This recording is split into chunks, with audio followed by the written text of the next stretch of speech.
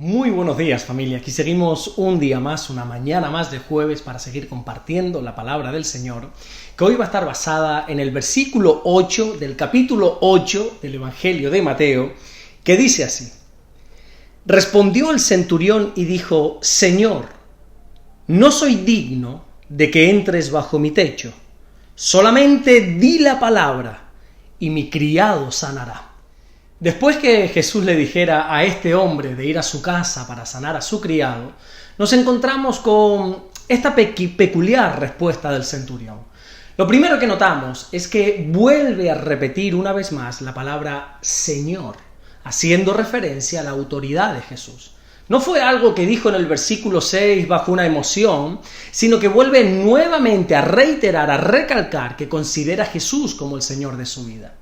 Y a continuación, este centurión romano hace una sorprendente afirmación de él mismo, porque le dice que no es digno de que Jesús entre en su casa.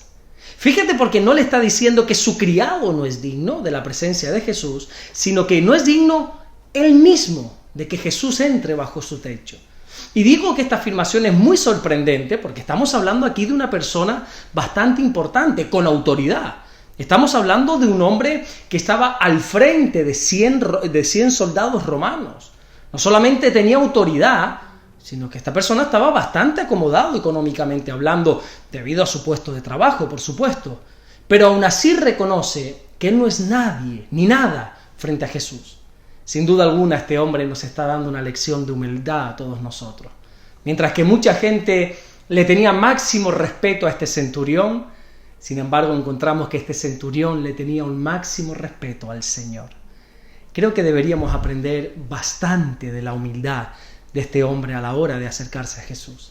Siempre que nosotros nos acerquemos a Dios, ya sea, a través de su palabra, a través de la oración, nosotros tenemos que hacerlo con humildad, con reverencia, independientemente de quiénes seamos en el mundo. Esto me hace recordar a David, al rey David, cuando Dios a través del profeta Natán le dio una palabra. Y David le dijo en el segundo libro de Samuel, en el capítulo 7 y en el versículo 18, ¿quién soy yo?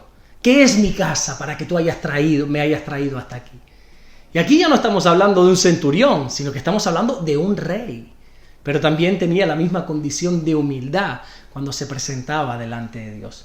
Y espera, porque ahí no queda la respuesta de este hombre, de este romano centurión, sino que además le dice a Jesús que solamente es necesario decir la palabra para que su criado sane. Y esto es tremendo, es algo sorprendente este acto de fe del centurión. Este romano creía que con una simple orden que dijera Jesús, su criado podía obtener la sanidad. Esta declaración es gloriosa, porque el centurión no solamente está reconociendo a Jesús como el Señor de su vida, sino que cree en el poder sobrenatural de Jesús. Este romano cree que Jesús es capaz de romper aún las leyes naturales y traspasarlos, los límites del espacio, del tiempo, para que con una sola orden dada en un lugar, su criado que está en otro lugar, reciba esa orden en el mundo espiritual y poder obtener su sanidad. Yo no sé cómo tú denominas esto, pero sin duda alguna esto se llama fe. La Biblia nos enseña en la carta a los Hebreos, capítulo 11, versículo 1, que la fe es la certeza de lo que se espera, la convicción de lo que no se ve. La fe es la plena confianza de que en verdad va a suceder lo que estamos esperando, de que tenemos esa certeza de cosas que aún no podemos ver. Este centurión estaba convencido, estaba plenamente confiado en que si Jesús decía simplemente una palabra, su criado iba a sanar. La verdad que a mí no deja de sorprenderme la respuesta de este hombre, de verdad. Y más sabiendo que era romano.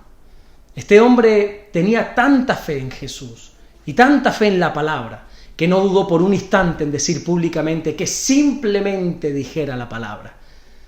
¿Qué confianza tienes tú en Jesús y en su palabra? ¿Hasta qué punto le das validez a todo lo que dice la palabra de Dios? Con una sola palabra, Dios lo cambia todo. Solo hace falta una palabra para que ocurra la sanidad, para que ocurra el milagro que tanto anhelamos, para que ocurra lo que tanto estamos esperando. Cuando uno recibe una palabra de Dios, todo cambia. Es como, por ejemplo, cuando nos enseña la Biblia que Pedro estuvo intentando pescar durante toda una larga noche, pero que sin embargo no había cogido nada, ni un solo pescadito. pero que de repente el Señor se le acercó, se le aparece a Pedro y le dice en el Evangelio de Lucas, capítulo 5 y versículo 4, de ahí en adelante, que se fuera al mar adentro y que volviese a echar la red. Imagínate decirle por la mañana esto a un pescador que ya está recogiendo toda su herramienta de trabajo porque lleva toda la noche intentando pescar, intentando captar algo y no lo ha logrado. Oye, cualquiera le hubiera dicho a Jesús, creo yo, mira Señor, tú sabrás mucho del judaísmo, tú sabrás mucho de las leyes del templo, pero yo soy pescador.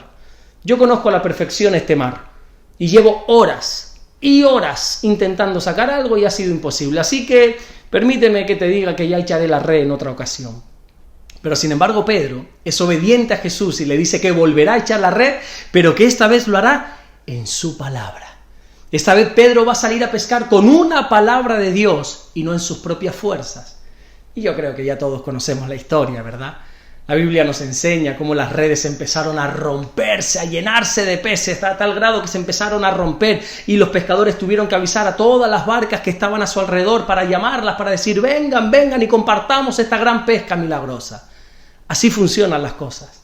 Es muy diferente hacer las cosas en nuestra fuerza que con una palabra de Dios. Y por alguna razón este centurión romano lo sabía. Por eso le dijo al Señor que simplemente bastaba una palabra. Una simple orden y todo cambiaría. Como dice el Salmo 107, versículo 20, envió su palabra y lo sanó. Cuando Dios envía la palabra, todo cambia. Por eso lo que nosotros necesitamos en nuestra vida es una palabra de Dios. Es una orden que Dios nos dé para que todo cambie. Por eso nosotros cada mañana tenemos que presentarnos delante de Dios y de su palabra para que nos hable, para que nos diga esa palabra, para que todo cambie, para que nos dé una orden y puedan suceder los milagros que estamos esperando. Así que te animo en esta mañana a que puedas hacer esta oración que hizo el centurión y que todos juntos le podamos decir al Señor, Señor, solamente di la palabra y todo cambiará. Amén. Vamos a orar en esta mañana. Señor, gracias por este privilegio que nos da de podernos presentar delante de ti, Señor, cada mañana. En esta ocasión hacemos nuestras esas palabras del centurión y te pedimos que nos des la palabra, que simplemente nos digas la orden para que todo cambie, para que las sanidades ocurran, para que los milagros empiecen a suceder.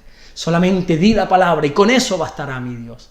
Gracias te doy por lo que estás haciendo, gracias por todo lo que vas a hacer. Te pido en el nombre de Jesucristo por los enfermos, que envíes tu palabra y los sanes, Señor. Por todas las personas que nos escriben pidiendo oración por sanidad, sánalos, mi Dios. Envía la palabra y sánalos.